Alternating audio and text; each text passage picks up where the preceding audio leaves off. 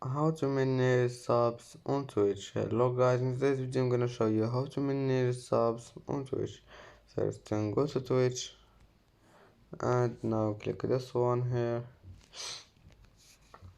and click here account settings and then click this one stream manager,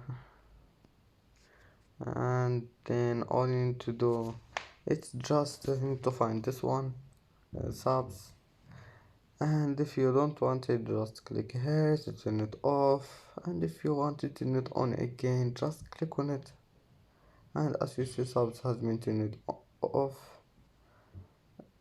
and on, and that's how manage subs on Twitch. And that's it for today's video. If you like this video don't forget like and subscribe, and see you in the next video.